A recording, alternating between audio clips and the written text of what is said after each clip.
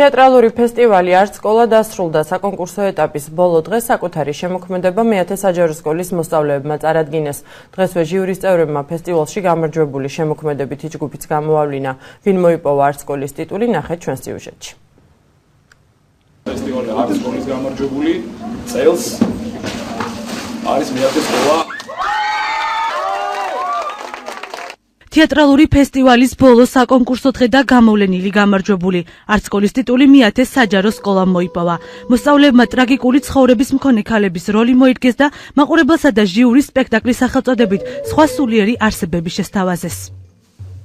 დღეს იყო სასკოლო თეატრალური ფესტივალის არტ სკოლის დასკვნითი დღე, ასე ვთქვათ, დღეს ვნახეთ ბოლო მონაწილის ნამუშევარი, მეათე სკოლის სპექტაკლი, საბოლოო ჯამში ამ სპექტაკლმა, ამ სკოლამ გაიმარჯვა ამ ფესტივალში. იმედი მაქვს, რომ აი ამ დიდ ფერხულში მომავალი წლიდან სხვა სკოლებიც ჩაებმებიან და უფრო მასშტაბური და გრანდიოზული იქნება ეს ფესტივალი. ჩვენ წარვადგინეთ მეათე საჯარო სკოლა, სხვა სულიერი არსებები. ძალიან დიდი ემოციებით ველოდებოდით ამ დღეს და ძალიან გვიხარია, რომ ასეთი წარმატებით გავიარეთ ეს დღე და დიდი მადლობა ყველას, ვინც მხარში დაგვიდგა და ბედნიერი ვარ, რომ აქ მონაწილეობდით. მეათე საჯარო სკოლის შემოქმედებითი ჯგუფი ფესტივალში მონაწილეობის მისაღებად ერთი თვის მანძილზე ემზადებოდა.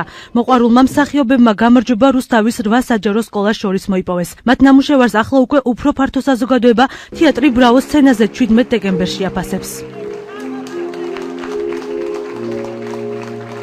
დიდ ემოციებში ვარ და შეუძლებელია არ იყო ამ ემოციების ქვეშ, იმიტომ რომ ბავშვებმა წარმოადგინეს სხვადასხვა სახის პრობლემები, რომელსაც ქუჩაში ეჯახებიან, მაგრამ ესე თვალხილულად ვერ ხვდებიან, ვერ აღიქვავენ და ესე გაშალეს ეს თემა.